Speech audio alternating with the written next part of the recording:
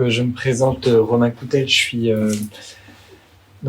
psychiatre de l'enfant et de l'adolescent, je suis chef de service à Mulhouse, mais je vis à Strasbourg parce que je suis aussi professeur associé à la faculté de médecine de Strasbourg et donc du coup je fais la partie enseignement et recherche sur Strasbourg, mais j'ai plus d'activité clinique sur Strasbourg, donc je ne recevrai personne.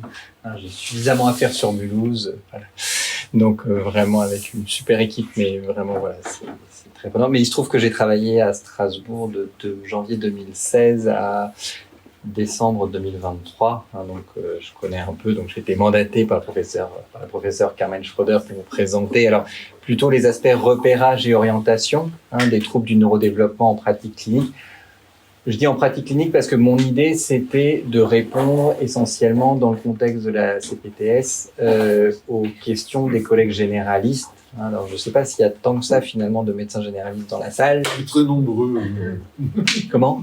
Si, il y en a quand même. Donc, moi, voilà, la présentation, elle s'adresse essentiellement aux collègues généralistes. Et l'idée, c'est que, évidemment, les collègues libéraux, orthophonistes, je sais qu'il y a des orthophonistes aussi. Tu pourrais lever la main, si tu es un peu... Ouais. Psychomote, peut-être ? Psychomote, très bien. L'idée, c'est qu'on s'y retrouve un peu. Je crois qu'il y a des collègues de l'enseignement aussi qui ont été rajoutés, non ? Moi, je suis éducatrice au pôle d'appui à la scolarité. D'accord. Et donc, du coup, donc j'en parlerai un petit peu, mais de manière périphérique. Mais mon cœur de cible, c'est les collègues médecins généralistes. Voilà. Alors, pour commencer, j'ai énormément parlé des recommandations de la Haute Autorité de Santé, que je trouve extrêmement pertinentes. Déjà, je veux savoir un petit peu sur les collègues présents dans la salle, l'ensemble des collègues, qui a déjà lu les recommandations de la Haute Autorité de Santé pour les TND ? Ok. D'accord. Donc, je vais y revenir. Vous voyez, donc je commence, on va se mettre dans la tête d'une maman. Il y a l'histoire du soir, il y a le rêve et la réalité. Donc, les recommandations, c'est vraiment du domaine du rêve. Et après, il y a la réalité clinique. Je vous assure que c'est pas parce que je présente les recommandations que j'ai pas pleinement conscience des difficultés que vous rencontrez au quotidien, de la place dans laquelle on vous a mise aussi en tant que médecin généraliste sur ces questions-là. Comme à plein d'autres endroits. Et moi, j'ai des vraies questions par rapport à ça. J'ai des vraies questions aussi parce que notre millefeuille pour la petite enfance, et c'est un millefeuille, voilà, est à peu près illisible. Moi, je comprends pas qu'on ait autant de problèmes de diagnostic précoce, de parcours, alors qu'on a... Enfin, c'est incroyable. Alors, on dit bien psychiatrie de l'enfant et de l'adolescent, on dit plus pige, s'il vous plaît. Plus de psychiatrie infanto-juvénile. Psychiatrie de l'enfant et de l'adolescent, c'est mieux. Avec nos fameux CMP et CATTP, hôpital de jour, c'est très simple en fait. On augmente le gradient en fonction des besoins de l'enfant. Et toujours dans une démarche pluridisciplinaire. Les CMPP, les CAMS, les PMI, franchement, avec les CAMS, les CMPP, peut-être un petit peu moins la PMI, on fait le même boulot. Enfin, je sais que si je dis ça, je vais me fâcher avec plein de gens, mais c'est pas grave. Dans tous les cas, vous avez des ressources pluridisciplinaires. C'est juste que les porteurs changent. Alors, c'est vrai que vous avez une dimension pédiatrique qui est normalement assez forte dans les CAMS, et c'est bien. Enfin, en pédopsychiatrie, on travaille depuis toujours avec les pédiatres. Je ne sais pas travailler sans la pédiatrie. Les CMPP, alors, ils ont été créés dans les années 50. Et une super logique, c'était qu'on s'approche en fait des enfants qui ont des difficultés d'apprentissage et qu'on leur offre une ouverture sur tout ce qui était psychopédagogique, ce qui était une super idée. Mais dans les faits, beaucoup de CMPP avec les années sont devenus plus psy que la pédopsychiatrie. Donc on est arrivé à des choses qui étaient quand même très compliquées.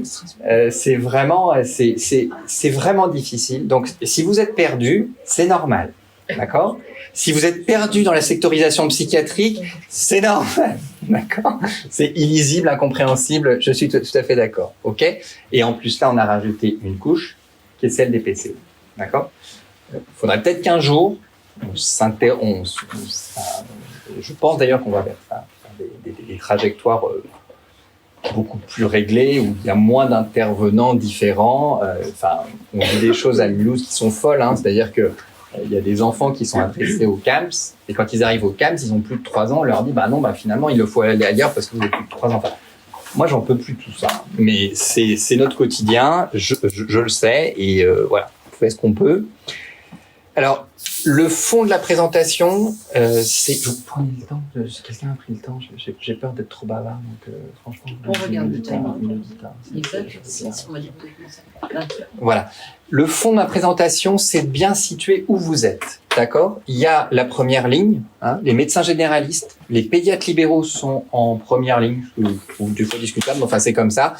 Les médecins de PMI. Alors, j'ai pas parlé de la PMI, mais pour moi, la PMI, c'était une invention extraordinaire de l'après-guerre. C'est un truc, c'est là avec, maintenant, je suis très mulhousien dans ma pratique, donc, et vous avez bien dit que sur votre territoire, il y a des parties où la précarité est très forte. Et là, on a c'est vraiment les difficultés de la PMI se font extrêmement sentir parce que la dimension de repérage précoce, de prévention, de prise en charge vraiment globale et on manque énormément. Voilà. Mais vous avez les médecins scolaires qui sont en première ligne où l'idée c'est vraiment de repérer, d'avoir des signes d'alerte, des choses claires à aller voir. Vous avez la deuxième ligne, donc là vous allez retrouver tout ce qui est de la pédopsychiatrie, des CAMS, CMPP, des professionnels libéraux aussi qui peuvent être orientés autour d'un axe précis, donc ils vont pouvoir développer des consultations spécialisées en neurodéveloppement. Et vous avez de la troisième ligne qui est les centres de référence. Je ne ferai qu'évoquer la question des centres de référence CRA, CRTLA, parce que pour moi c'est vraiment l'étape ultime. Et pour les collègues libéraux, de toute façon, même si vous orientez vos patients vers les CRA, CRTLA, vous aurez des bilans, très intéressants, des synthèses, mais entre la demande initiale et les 2 ans qu'il faut attendre pour qu'ils soient vus et après le compte-rendu du suivi, vous avez votre réponse sous 2 ans et demi, 3 ans. Donc, j'en parlerai pas beaucoup parce que je pense que les enjeux, ils sont bien plus en amont. Et que ça soit pour les patients, les familles. Je dénigre absolument pas. Moi, j'ai fait toute ma carrière, toute une partie de ma carrière en CRA. J'ai bossé à Strasbourg en centre expert. Je suis toujours coordinateur des centres experts. Donc, je dénigre pas du tout.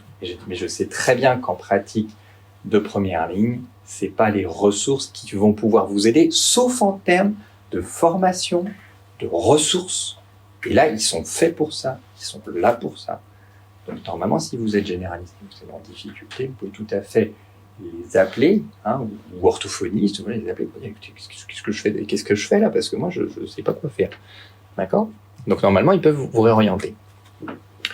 Je trouvais ça important de resituer quand même les TND au sein des troubles de la psychiatrie de l'enfant et de l'adolescent, parce qu'il y a un cadre global. Je trouvais ça vraiment intéressant de resituer. Et puis, c'est très ambitieux ma présentation. L'idée, c'est de repérer et d'orienter pour les troubles. J'ai choisi TND dans leur ensemble, le TSA, les troubles d'apprentissage, le TDAH, et puis je glisserai juste un message sur les troubles du développement intellectuel. Comme les autres, ils ont le droit à leur diagnostic. Et plus c'est sévère, et plus il faut savoir le porter tôt. Les recommandations ont vraiment changé par rapport à ça. Et c'est légitime. Et pour moi, il y a encore trop de diagnostics de retard de développement, ce qui ne veut rien dire. Et le TDI, il faut pouvoir l'annoncer, le soutenir. Voilà, c'est très important. Alors oui, c'est difficile parce qu'on renvoie à certaines limites. C'est très impactant sur le développement. Oui, mais c'est vraiment un rôle de soutenir cette annonce diagnostique-là. Alors, je voulais revenir sur les troubles pédopsychiatriques. Pourquoi ? Parce que, à la base, c'est compliqué. Enfin, c'est très bien qu'on communique et qu'on essaye de simplifier les choses. C'est légitime pour que tout le monde s'y retrouve. Moi, je suis arrivé, c'était ce que j'ai trouvé super dans l'emploi des classifications américaines, c'est qu'enfin, on pouvait parler un langage commun entre professionnels et parents, et voilà. Mais en même temps, ça opérait une certaine simplification qui a ses limites. Donc, un trouble en pédopsychiatrie, c'est une perturbation qui vient toucher le monde interne comme le monde externe. Le monde interne, c'est quoi ? C'est ce que vous ressentez à l'intérieur, ce que vous vivez, les pensées, les émotions et tout ça. Et ça vient toucher le monde externe, tout ce qui est et les cognitions. Vous en avez parlé tout à l'heure et je vous en remercie beaucoup. D'ailleurs, je voulais remercier tous les organisateurs, la Causaine, vraiment le typique atypique. On s'était pas beaucoup vu, mais j'ai surtout vu vos comptes rendus. Je les ai beaucoup appréciés, donc c'était très agréable. Et puis de retrouver le Dr Rosenstiel, ça c'était une grande joie. Donc voilà, donc vraiment, je suis très content de retrouver tous les collègues. Et je remercie vraiment, je vous remercie. Donc pour le monde externe, tout ce qui est relations sociales, relations à l'environnement physique aussi, qui est très important. Et puis vous avez l'étage des signes et symptômes. Donc, la psychiatrie de l'enfant, c'est repérer des signes et symptômes, mais ce n'est jamais que ça. Vous avez des personnes qui sont tout à fait autistes, qui travaillent dans des laboratoires sur des questions extrêmement spécifiques. Ils sont mariés, ils ont des enfants. L'impact du trouble est nul. Donc, on n'en parle pas de trouble. Hein. D'accord ? Donc, c'est vraiment des signes et symptômes et un retentissement. D'accord, qui implique la plupart du temps une souffrance interne, une souffrance psychique pour le sujet, une souffrance et massivement le retentissement sur le fonctionnement et le handicap. Une très belle évaluation du fonctionnement et du handicap, c'est le GEVASCO. Vous connaissez le GEVASCO ? Qui connaît pas le GEVASCO ? Simplement de nom. Mais Comment ? de nom. Ouais, et je trouve que c'est un super outil. Pour évaluer le retentissement d'un trouble, c'est rempli par les... Alors, le problème, c'est que quand on est en première ligne, pour avoir le GEVASCO, il faut déjà que le diagnostic ait été quand même suffisamment avancé pour que, du coup, la MDPH ait été saisie, qu'il y ait des équipes de suivi de scolarité et que, du coup, vous ayez le GEVASCO. D'accord ? Mais quand vous suivez un enfant autiste, si vous avez moyen d'avoir accès au GEVASCO, c'est une très bonne échelle. On l'a prouvé de manière, avec une publication en anglais. Enfin, on a vraiment montré que c'était un super outil. Donc aujourd'hui, c'est ça que je voulais faire insister. On passera sur Sven Boll qui s'en remettra. C'est vraiment souligner que les troubles dont on parle, c'est vraiment une sémiologie et un retentissement. Vous avez des personnes qui ont des troubles attentionnels mais qui les compensent très bien. Il n'y a pas de retentissement, pas exemple. Voilà. Et puis il faut de la diversité et c'est très important. Et sans diversité, on n'avance pas. Donc, ce qu'il faut comprendre, moi, je vous ai présenté les choses dans des cases, mais tout ça est très en interaction.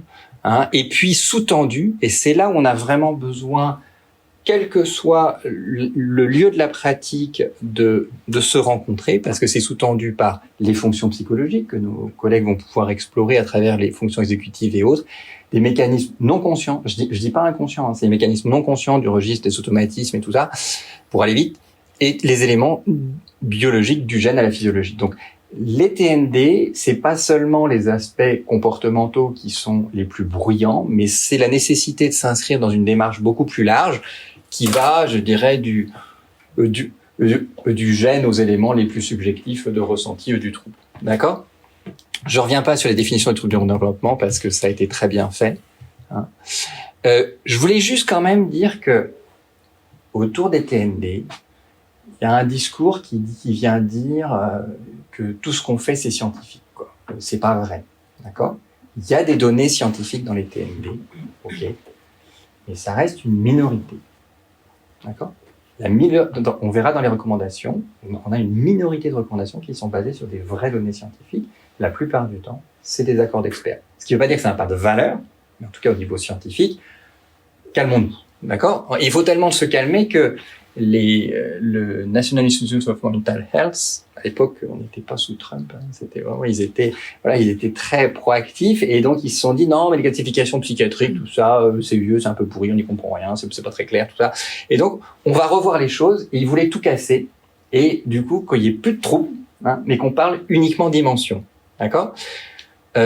C'est pas une idée qui est si neuve que ça et ils croisent ainsi comme ça les domaines. Alors c'est en anglais mais je vous le traduis, donc tout ce qui est veille, sommeil, émotions positives, négatives, aspects sensorimoteurs, cognitifs, processus sociaux, qu'on vient croiser avec des unités d'analyse qui vont je vous avançais un peu ça, des gènes jusqu'aux aspects les plus subjectifs, qu'on vient croiser avec le développement et l'environnement. Alors je trouve qu'en pratique clinique, quand on croise les deux, c'est hyper intéressant.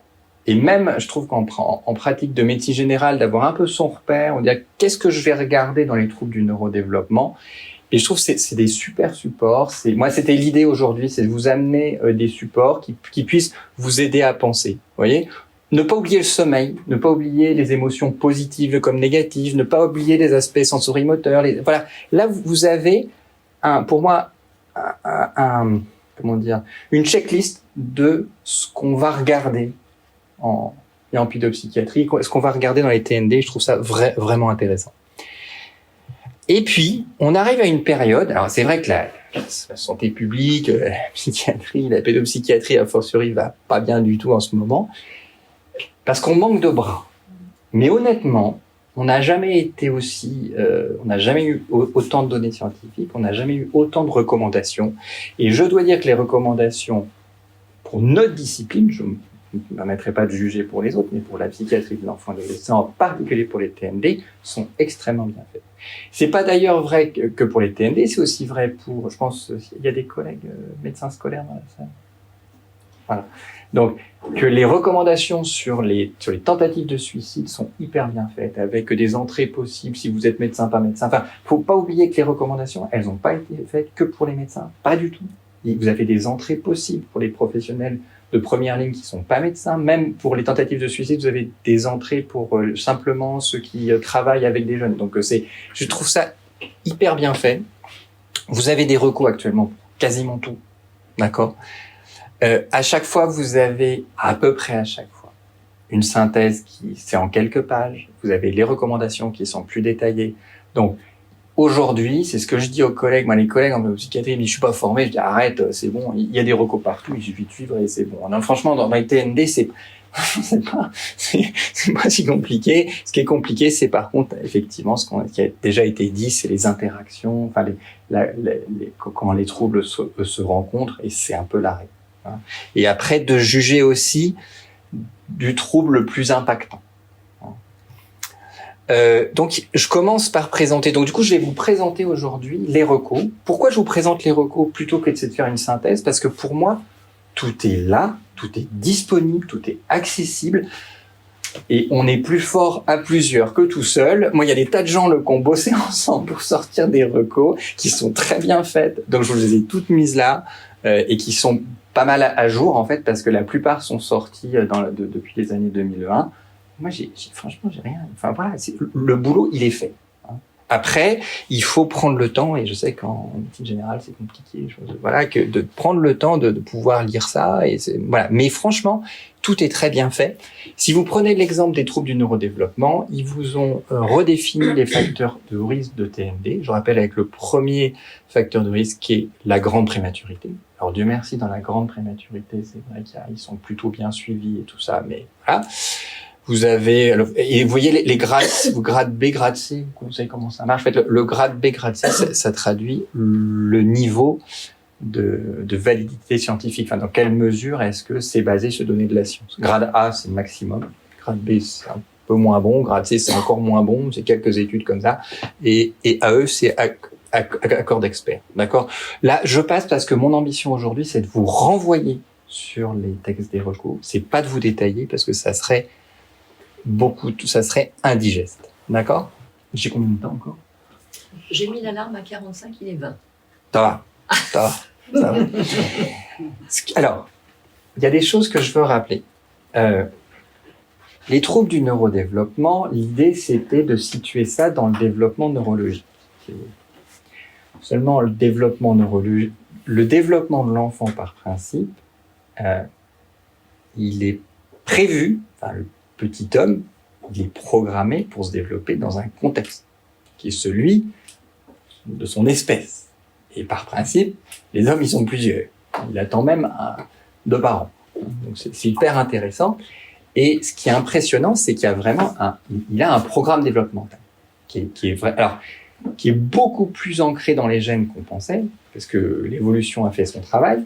Et donc, vous avez il y a vraiment, l'enfant est préprogrammé pour se développer, préprogrammé pour apprendre à parler à certaines périodes, pour voir à certaines périodes. Si les enfants, ils voient pas à certaines périodes et qu'ils acquièrent la vue beaucoup plus tard, il y a des choses qu'ils verront jamais. Donc c'est vraiment saisissant. Il y a des fenêtres développementales, tout ça. Le petit homme, il est vraiment tout programmé pour faire un développement normal dans des conditions suffisamment satisfaisantes. D'accord? Bon. Et du coup, dans les troubles du neurodéveloppement, et c'est aussi le cas pour les troubles du neurodéveloppement. Donc, évidemment, les troubles du neurodéveloppement, ils vont être très ils vont les retrouver massivement quand il y a des anomalies génétiques, hein, qu'on n'a pas toujours. Dans le trouble du développement intellectuel, les progrès sont considérables. On va retrouver une anomalie génétique aujourd'hui dans 40% des cas. Donc, on est vraiment très, très bon. Là vraiment, c'est extraordinaire. L'autisme, quand c'est associé à un trouble du développement intellectuel, on a vraiment beaucoup d'anomalies génétiques. Après, pour les autres troubles d'apprentissage et tout, ce qu'on peut dire prudemment, c'est qu'il y a une héritabilité. C'est-à-dire que quand vous avez un trouble d'apprentissage, il y a plus à risque que vos parents aient des troubles d'apprentissage. Voilà. Parce qu'il y a héritabilité, on en déduit, si vous voulez, pour les TDAH, c'est pareil, qu'il y a un soubassement génétique. Oui, mais bon, il y a beaucoup de choses, on n'a pas les gènes, on comprend pas très bien, en fait. La réalité, c'est qu'on comprend très bien. Mais l'idée, c'est vraiment quand même un développement du cerveau différent. Mais le développement du cerveau, il est aussi très soumis aux facteurs psychosociaux. D'accord? Et ça, les troubles du langage, par exemple, c'est complètement oublié. On les a basculés sur les TND, on oublie que ils avaient fait une étude à un moment qui est très jolie, ça va reparler de la Lorraine, j'espère que ça va pas, moi je travaillais au 10 ans à Nancy, j'ai vraiment bien aimé, et à Lunéville même, oui, je me rapprochais de Strasbourg, quasiment, et il y avait une étude très intéressante, ils avaient comparé Nancy et Lunéville. Lunéville, beaucoup plus de précarité pour ceux qui connaissent. Vous aviez un taux de trouble du langage qui était beaucoup plus élevé et 10 fois moins d'orthophonistes, enfin c'était un truc incroyable, quoi. D'accord? Donc, les facteurs psychosociaux impactent très fortement les troubles du langage, par exemple. C'est vrai, même si vous avez un autisme associé. C'est-à-dire que les prévalences de l'autisme vont pas varier en fonction des variables psychosociales. Par contre, les troubles du langage, oui. Les troubles d'apprentissage, massivement. Et faudrait être aveugle pour voir que dans les ULIS aujourd'hui, vous avez pas plein d'enfants qui sont là parce que ils avaient peut-être des vulnérabilités personnelles, mais aussi parce que ils ont rencontré des situations psychosociales très complexes, hein, qui n'ont pas permis de rentrer comme ils auraient pu le faire ou des ondes d'apprentissage. Donc c'est bien qu'il l'ait rappelé, hein. Voilà. Sur le TDAH, par exemple, des fois, il y a des vrais enjeux de diagnostic différentiel, hein. Voilà, c'est vraiment pas évident. Et donc, c'est des données à prendre en compte. D'accord? Là, vous voyez, ils ont proposé toujours dans cette recommandation des signes d'appel, ce qui pour moi est l'essentiel pour les collègues. L'idée, c'est d'avoir des signes d'appel pour pouvoir aller vite, pour repérer rapidement, voilà, l'orientation, et on verra ça ensuite. Vraiment faire attention à l'inquiétude des parents, hein, éviter les réassurances excessives, même si un peu par principe, le parent est anxieux par rapport au développement de son enfant, c'est tout à fait une inquiétude légitime. Mais il faut savoir écouter ça, hein. Mais c'est vraiment des critères qui sont importants. Tout ce qui est régression, non progression, on y sera très très vigilant. D'accord? Il y a le carnet de santé, hein, qui est à remplir, qui est une vraie force, hein, en France, mais qui a vraiment des limites. Hein. Par rapport au TND, il y a vraiment des limites. On verra un petit peu quel support on pourrait utiliser pour limiter les limites. D'accord? Dès que vous avez une déviation importante de la trajectoire développementale, évidemment, et ça inclut le développement social, hein, il faut pouvoir le repérer, ça c'est fondamental. Bon, donc il recommande un test de repérage global standardisé à 9, 18, 24, 30 et 36 mois, et à 4-5 ans, vous verrez quel support vous pouvez utiliser. Alors, ce que je vois aussi, c'est que il faut vraiment être ouvert aux inquiétudes d'où elles viennent. Il y a les inquiétudes parentales, mais dans ma pratique, c'était un peu vrai à Strasbourg, c'était à la Méno, mais c'est encore plus vrai à Mulhouse. Moi, la majorité du temps, c'est l'école en fait, qui nous les adresse, hein, qui disent aux parents qui sont vraiment inquiets et qui viennent nous voir. Mais les parents eux-mêmes n'ont pas beaucoup d'inquiétudes. D'accord? Pour des raisons qui sont liées à l'aspect culturel, culturel, sociaux, enfin bref. Donc, c'est vraiment une vision globale du retentissement, et c'est souvent eu en crèche qu'on a les premiers signes et qui sont vraiment à repérer. D'accord?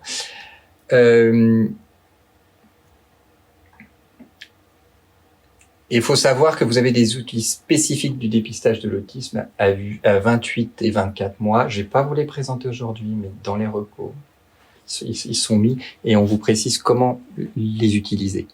D'accord? Et alors ça, je vous recommande. J'ai actualisé.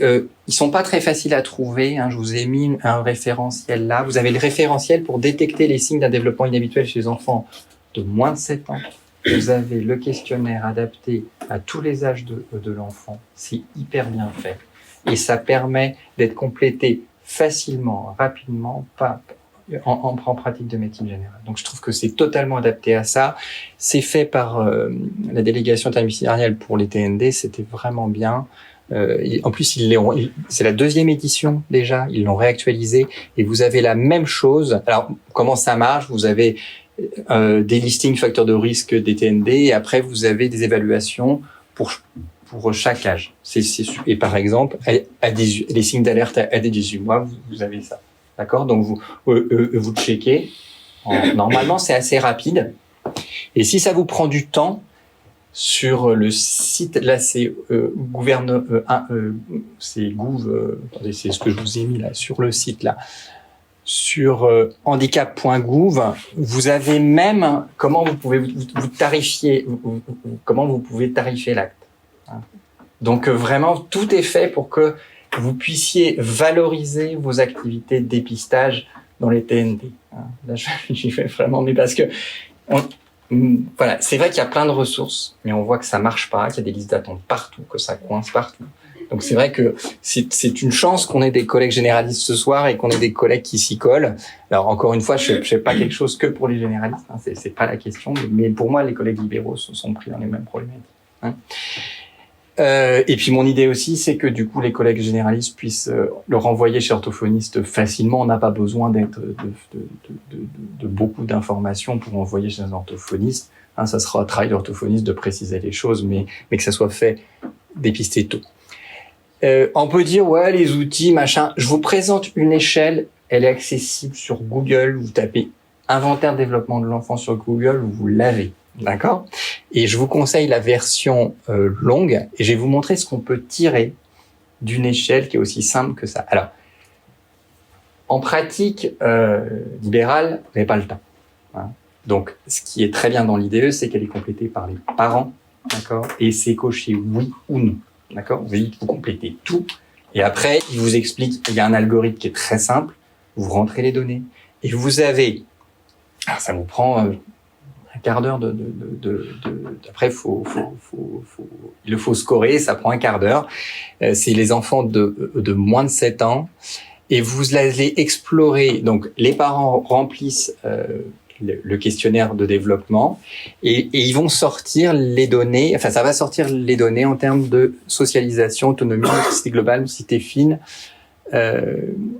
langage expressif, langage compréhensif, lettres, nombres. D'accord? Et ça vous situe le profil développemental de l'enfant par rapport à des normes et par rapport à son âge chronologique. C'est un super bel outil. Moi, j'aime beaucoup parce que c'est vraiment multidimensionnel. Ça vous dit pas qu'il a un diagnostic.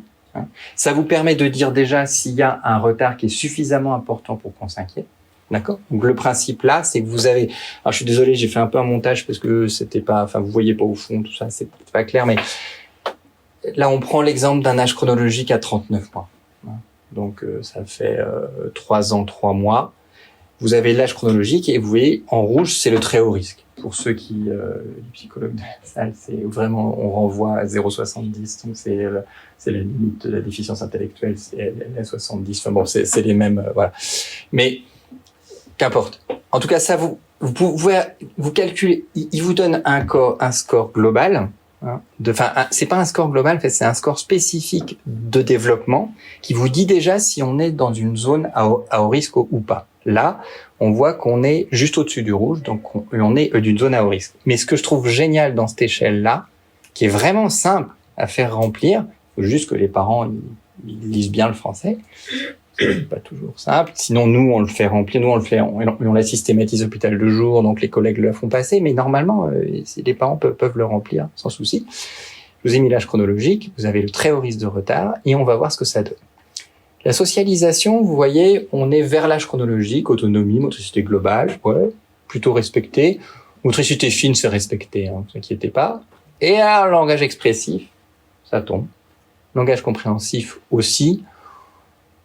Bon, il est très jeune, donc la question nombre, lettres et nombre, vous voyez que lettres, bon, c'est pas encore tellement attendu. Nombre, on va laisser passer ça.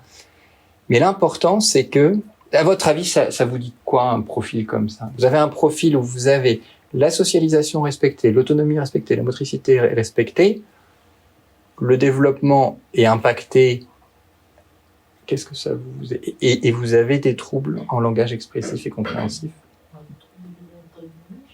Voilà, vous avez un test de dépistage qui vous permet de vous dire, cet enfant-là, je vais mettre le paquet à ce niveau-là. La question, manifestement, c'est pas celle de l'autisme. Nous, à l'hôpital de jour, ils ont quasiment tous le même profil, c'est que la socialisation est très impactée, l'autonomie elle est plutôt respectée parce que c'est le cas dans l'autisme, la motricité c'est variable, ils ont un trouble du langage et lettres et nombres, ils scorent très fort parce que souvent les autistes sont très intéressés par les lettres et les nombres. Donc vous avez un outil qui est généraliste, qui est simple, qui est accessible sur Internet, qui est facile à manier et qui vous renseigne hyper bien, d'accord ? Et qui est recommandé en plus par l'HAS. Donc c'est très bien. Le TDAH, pour ceux qui diagnostiquent les TDAH ou qui les dépistent, les CONERS sont d'excellentes bases. Un CONERS rempli par les parents et ils sont pas très accessibles. Les CONERS en dernière version, ils sont durs à avoir. Vous avez des copyrights et tout. Donc c'est pour ça que j'ai favorisé le plus possible des ressources où il n'y a pas de copyright. Dans les recos, ils situent à chaque fois, selon où vous êtes en première, deuxième et troisième ligne, c'est pour ça que je vous en parlais, là où vous êtes censé intervenir et là où c'est pas votre boulot. D'accord ? Et c'est vraiment important.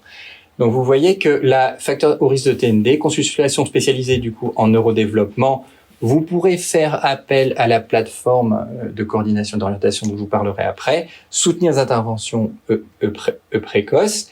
Si pas de signe positif de TND, finalement, nouvelle évaluation clinique sous 3 mois. Si signe positif de TND, consultation, diagnostic, orientation vers structure pluridisciplinaire, c'est CMP, CAMS et autres. D'accord ? Ça vous oriente, c'est très bien fait. Et il rappelle, une donnée relativement soutenue par la littérature scientifique, que chez les enfants chez lesquels un TND est fortement suspecté par l'examen clinique et test de repérage, il est recommandé de mettre en place une guidance parentale. Ça va être le boulot de la PCO et de prescrire le plus précocement possible des interventions à visée éducative et rééducative. D'accord ? Bon, c'est l'idée du repérage précoce. Ce qui est très bien aussi quand on est... parce que notre message, c'est pas très clair ce qu'on fait. Et les recos sur les TND, elle vous explique, elle vous dit l'impact, il est à cet endroit-là. Quel type d'intervention est recommandé. Comme ça, vous savez quoi prescrire, vous savez... franchement, c'est hyper bien fait, c'est simple, voilà. J'en profite pour présenter la PCO. Donc, vous avez compris que la PCO, on l'a créée... Moi, je sais pas si c'est par manque de ressources ou par manque d'organisation de notre système de soins à destination des enfants. Je sais pas. Enfin, en tout cas, ils ont créé les PCO. Vous avez 2 PCO. Je remercie au passage docteur Stéphanie Schneider qui m'a envoyé ces dias-là. Moi, je travaillais plus là et puis voilà, j'avais besoin d'une actualité. Donc, vous avez 2 PCO, 0-6 ans et 7-12 ans qui sont soutenus par pour une l'APD Alsace et l'autre l'APH et avec une intervention à chaque fois des hôpitaux universitaires de Strasbourg, soit du côté de l'Europède, soit du côté de la pédiatrie, soit du côté de la pédopsychiatrie. Donc la PCO, c'est pour qui ? C'est pour les enfants âgés de 0 à 12 ans domiciliés dans le Bas-Rhin pour lesquels est suspecté un trouble du neurodéveloppement. Évidemment, la PCO, c'est national. D'accord ? Sans prise en charge en cours pour le trouble observé en début de parcours de soins, sans diagnostic posé pour le trouble suspecté, sans notification d'orientation vers un service ou établissement médico-social. Mais ça ne veut pas dire que s'il y a une notification MDPH, qu'il n'y a pas le droit. D'accord ? Donc l'idée, c'était vraiment d'éviter le retard à la prise en charge. D'accord ? Vous n'êtes pas tenu de faire un diagnostic pour envoyer en PCO. Ok ? Les indications, vous les avez là. Ok ? Les missions de la PCO s'articulent autour de 3 actions, coordonnées, vous avez compris, aider au repérage, au diagnostic, inscrire dans un réseau de partenaires. Ok ? Alors vous avez un formulaire à remplir, tout ça est spécifié, je vous laisserai le support, donc moi, aucun problème. Il y a un recueil de consentement, une attestation de sécurité sociale classique, un questionnaire famille qui a à remplir aussi, une carte d'identité, et le formulaire d'apprissage pour le généraliste, c'est celui-là. Ok ? Voilà. Tout ça est vraiment très accessible sur Internet. Vous tapez PPCO, vous avez accès à tout. Et vous avez un parcours comme ça, alors qui est très standardisé, avec l'engagement du coup des collègues médecins de la PCO à vous remettre une synthèse. Ça vous garantit, quand vous êtes généraliste, ça garantit pour le patient et votre famille un parcours de 1 à 18 mois. Alors souvent ortho, psychomote, enfin bref, voilà, ça marche plutôt bien. Hein. Voilà. Et l'avantage, c'est que vous êtes garanti d'avoir ça. D'accord? Alors, il faut toutefois que ça soit validé par le médecin de la PCO. Enfin, vous voyez comment ça marche. Je détaille pas tout parce que j'ai beaucoup de choses à vous présenter. Je suis à combien, là? Il me reste combien de temps? Il reste 9 minutes. Ouais, bah, on va y aller, c'est pas grave. Je vais aller plus vite.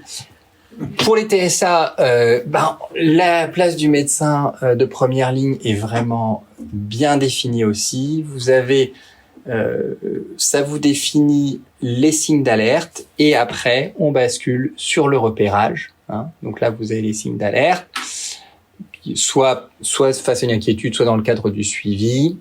Et on vous précise les signes majeurs d'inquiétude pour le TSA avant 18 mois, autour de 18 mois, de 18 mois à l'adolescence. Donc ça est très bien fait.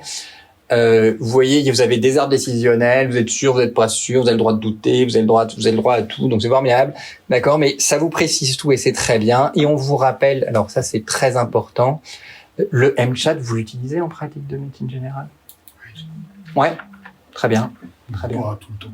Non, mais c'est un bel outil qui se passe assez facilement. Donc, moi, je crois beaucoup dans ces cas-là aussi, il y a de la formation entre vous. L'outil, il est là. Il y a un collègue qui l'utilise, vous voyez comment il l'utilise. Voilà. Faut pas se prendre la tête avec les questionnaires et tout ça. Hein. C'est des supports. C'est là pour préciser de votre regard clinique. Vous avez le SCQ qui est bien, mais je pense que ça vous n'avez pas accès en médecine générale. Des fois, regardez dans les recos, dans les annexes où vous avez les tests. Tous ces tests-là sont d'un maniement, surtout le SCQ, d'un maniement très facile, d'accord. Le mChat aussi. Et puis on vous rappelle l'importance de la place d'avoir une prise en charge, enfin un regard pluridisciplinaire, bilan ORL orthophonique. Bilan ORL, on y pense tout le temps. Hein. Enfin, devant un retard de langage, il faut un bilan ORL, il faut se débrouiller, d'accord. Examen visuel autant que faire se peut. Le développement du moteur, il y a déjà en première ligne, on peut déjà évaluer le développement moteur. Hein, faut y croire aussi. Enfin voilà, ok.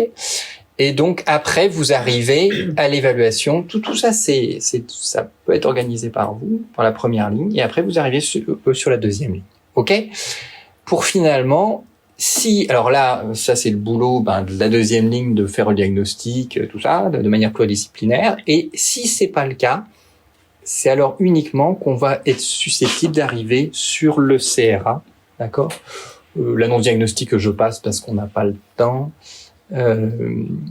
Voilà, et on arrive sur le MDPH, ALD, enfin tout ça, c'est bien d'être vigilant en ces premières lignes, s'ils ont bien eu la LD, si tout ça est en place. Le certificat médical de la MDPH, n'hésitez pas à les faire parce que s'ils sont pas faits, l'impact je trouve est considérable. Donc on a le droit d'être pas très sûr. Mais forcer un peu voilà. Non, Je pense un peu trait, puis voilà. Je suis filmé, j'ai pas le droit, mais franchement, des fois, moi, il y a des subtilités de la pédopsychiatrie que j'ai cessé de vouloir faire comprendre à la MDPH. On a des tas de formes atypiques dans les TDAH, dans les TSA. Moi, j'ai arrêté parce qu'au début, je mettais trop de la communication sociale. Ils avaient pas les aides, donc j'ai dit terminé. Ils ont un TSA. C'est quand même un débat interne à nos spécialités. Moi, ça me dérange pas qu'on mette TSA. Voilà. Bon, après, il faut pas surabuser, c'est entendu. Mais voilà, mais l'idée, parce que si on met suspicion 2, vous allez mettre le doute. Il faut pas mettre le doute dans le collègue de la MDPH. Bon, je rappelle que tous ces diagnostics-là sont des diagnostics cliniques. Hein. Ils sont pas d'abord sur des tests, donc ils ont voilà. Et le retard diagnostique est extrêmement préjudiciable, d'accord. On a tous le droit de se tromper, d'accord. Mais c'est vraiment important de dire que c'est un diagnostic clinique. Vous voyez, le TDAH, c'est un diagnostic clinique. J'en parlerai après. Donc ça, je passe vite parce qu'on n'a plus de temps. Pensez aux troubles associés. Franchement, dans les recos maintenant, vous avez même les questions qu'il faut poser, ce qu'il faut explorer. C'est hyper bien fait dans le détail. Ouais, vous êtes drivé de bout en bout. Hein. Donc, franchement, vous avez même, vous voyez ce qu'il faut discuter à l'entretien familial, à l'examen clinique, on vous dit quoi aller voir. Donc, vous avez tout est très bien fait. Et même le diagnostic différentiel, pour avoir des penses-bêtes en consultation, moi, j'aime bien aborder le diagnostic différentiel, soit par vous savez que dans l'autisme, vous avez 2 bandes. Vous avez les troubles de la communication sociale et les comportements répétés à l'intérêt restreint. Vous allez discuter d'abord de tout ce qui est troubles de la communication sociale. Donc, est-ce que il serait pas déprimé, anxieux, tout ça? Est-ce qu'on n'est pas dans les troubles de l'attachement? Est-ce que il n'y a pas un problème de troubles du développement intellectuel, de troubles du langage qui peut impacter bien la socialisation, schizophrénie pour les plus grands, troubles du comportement externalisé, TDAH ou TOP? D'accord? De l'autre côté, vous avez les comportements répétés à l'intérêt restreint. J'ai mis le train parce que c'est une thématique récurrente des enfants autistes. Mais ça peut être aussi des problèmes de dépendance aux écrans, d'addiction aux écrans, ça existe. Hein. Troubles de personnalité obsessionnelle, des TOC, des tics. Enfin bref, vous pouvez avoir. Voilà. Mais je vous propose cette dichotomie-là parce que je trouve que c'est pas mal pour évoquer le diagnostic différentiel. Mais vous savez faire. Hein. Et puis, le CRA, j'ai pas le temps de le présenter. Je vais maudire Catherine parce que je lui ai mis la pression pour avoir des EDDIA et voilà. 2-3 minutes, là. Hein, bon. Donc, c'est une structure de 3e ligne, hein. Ça m'embête, en plus, si Catherine n'est pas contente, ça m'embête. Donc, c'est vraiment une situation complexe. Alors, ne pensez pas, hein, c'est légitime que de la première ligne, on dit situation complexe, c'est quand il y a plus d'un diagnostic. Alors là, vous oubliez. D'accord? Parce que de toute façon, la règle, c'est qu'il y a plusieurs diagnostics. Complexe pour le CRA, ça veut dire soit, souvent, on fait le bilan en 2e ligne, et puis on n'arrive pas à conclure. D'accord? Donc là, c'est pour le CRA. Soit les parents sont pas d'accord. Ça arrive. Vous sentez que c'est hyper tendu. Pour la 2e ligne, là, c'est CRA. Et puis des situations, voilà, en gros, c'est ça. C'est quand on n'arrive vraiment pas à trancher, mais c'est vraiment pour la 2e ligne. Donc c'est du complexe de complexe. D'accord? C'est pas, ça veut pas dire diagnostic multiple. Ok? Donc là, c'est l'Elzo par une journée très ensoleillée. C'est pas beau comme ça habituellement. Hein. Bon, bref, pour ceux qui connaissent, voilà. Normalement, ils doivent partir. Ils sont en train de partir, mais ils sont un peu nostalgiques. Enfin, bon, bref, je les laisserai vous en parler. Voilà. Et donc l'émission, donc ce que je vous dis, c'est vraiment accueillir, conseiller et orienter les parents, mais aussi les professionnels, hein, et réaliser des bilans, mais ils n'ont pas vraiment que cette mission-là, hein, des évaluations. Souvent, le CRA est limité, est vu comme limité aux évaluations, pas du tout. Hein. L'idée, c'est de faire le lien avec les troubles du langage. Ils échangent régulièrement avec le CTRLA. C'est participer à la recherche aussi. C'est tout un réseau national. C'est vraiment proposer une expertise pour l'ARS. Et vous avez en plus des ressources documentaires. Donc vous avez qui sont vraiment, les collègues, elles sont très réactives et tout. Là pour le coup, c'est à Colmar l'espace autisme, mais vous les contactez et vous avez les réponses que vous souhaitez, en termes d'orientation sur telle ou telle ressource. D'accord? Les troubles d'apprentissage, je vais super vite. On retrouve nos 3 niveaux dans cette recommandation-là qui est extrêmement bien faite, avec toute une partie école qui est très bien faite aussi, hein, sur la place de l'école. Vous avez donc toutes ces recommandations. Alors du coup, je vais pas les détailler, mais regardez-les, c'est extrêmement bien fait. On vous dit même au bout de combien de temps il faut réévaluer, ce que je trouve très intéressant, en fonction des aides que vous mettez en place. Alors, pour ceux qui connaissent, que du coup je suis sur la fin, vous savez qu'il y a les projets de personnalité de scolarisation, il y a les PAP, il y a les PAI et tout. Vous avez le quoi? Ah, ça y est. 5 minutes. Allez, 5 minutes.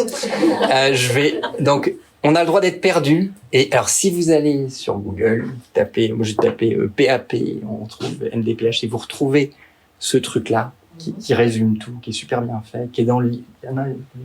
C'est dans le livret. C'est un support éducation nationale, ça. Oui. C'est vachement bien fait. Vous avez CEMI, c'est des ressources très simples, et ça vous dit, voilà, la place de chacun. D'accord? C'est limpide et ça permet de vous y retrouver sur les différents types de ressources. Toujours dans les recommandations sur le trouble d'apprentissage, vous avez des repères très simples pour avoir des signes d'alerte au regard des difficultés d'acquisition du langage oral, du langage écrit, d'apprentissage du calcul, difficultés d'acquisition des coordinations et des praxis. Et en plus, c'est mis par âge. Donc franchement, c'est des entrées par tableau qui sont très simples. C'est des ressources très simples parce que quand on a commencé en pédopsychiatrie, on avait trop tendance on s'appuyait sur des tests qui sont validés, et c'est bien, et du coup, l'accès aux tests était pas du tout démocratique, et d'ailleurs, ils ont fait des recommandations sans se donner les moyens de faire que les tests soient accès à tout le monde. Donc là, moi, mon idée aujourd'hui, c'était de vous proposer des ressources qui soient accessibles à tout le monde, hein, et comme ça, vous êtes tranquille. CRTLA, c'est les ressources spécifiques pour les troubles du langage. C'est comme le CRA, c'est vraiment de la 3e ligne, un trouble du langage d'apprentissage, quand c'est vraiment adressé par les 2e lignes.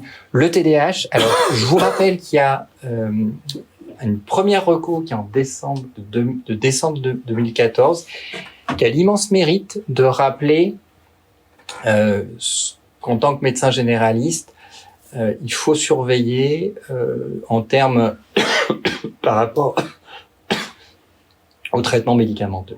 Vous savez que je sais pas si les pédopsychiatres c'est en voie d'extinction ou pas. Enfin, ma voix peut-être, mais c'est autre chose. Mais je sais pas si en voie de disparition, voie d'extinction. Vous savez sur Wikipédia là pour les espèces c'est que mis comme ça, on est de moins en moins. C'est vraiment, voilà, on a une pyramide des âges qui est pas bonne du tout. Enfin bon, c'est scabreux. Voilà, donc, c'est des ressources qui manquent. Donc, moi, j'ai vraiment besoin des collègues généralistes. C'est moi, prescrire, et on s'arrange avec les internes. Donc, prescrire tous les 6 mois, 1 an, comme on fait, ça va. Mais pour le reste, on peut pas. Donc, on a vraiment besoin que les collègues généralistes renouvellent l'ordonnance et assurent le suivi, la surveillance. Alors, aux échéances que vous pouvez, mais voilà, il y a un effet secondaire qui était pas assez signalé, et ils l'ont même pas mis là, les coquins. Vous avez des impacts émotionnels qui étaient sous-estimés pour le méthylphénidate, avec vraiment des enfants qui deviennent anxieux, qui sont, brutalement, comme ça, dépressifs et tout, c'est vrai.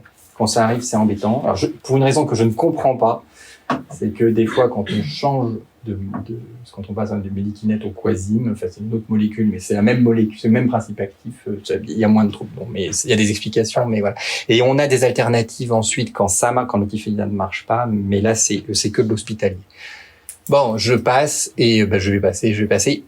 Super reco, qui vous met même une trame pour l'entretien diagnostique. Ça, c'est les recos qui viennent de sortir sur le TDAH, qui sont excellentes. Vous devenez spécialiste du TDAH en lisant les recos. Non, c'est hyper bien fait. Pour les médecins, c'est parfait. On vous dit ce qu'il faut faire. On vous a même fait des petits tableaux pour préciser ce qu'il faut aller voir. C'est hyper bien fait. Et vous avez, dans les recommandations, vous avez les réponses à tout. C'est-à-dire que vous posez une question de TDAH. Est-ce qu'il faut faire systématiquement un bilan neuropsychologique? Vous avez la réponse. C'est extrêmement bien fait. Les recos sont extrêmement bien faites. Vous avez même des aires décisionnelles. Bon, ça, c'est pour nous, mais voilà. Je finis là. Et puis je voulais remercier mes collègues qui ont permis que ça se fasse. Donc vous avez le docteur Catherine Charbot pour le CRA, Stéphanie Schneider pour la PCO et Carmen Schroeder qui m'avait donné des dias pour les TND. Voilà, bon, je vais très très vite. J'espère que j'ai répondu aux attentes. Voilà. Théo.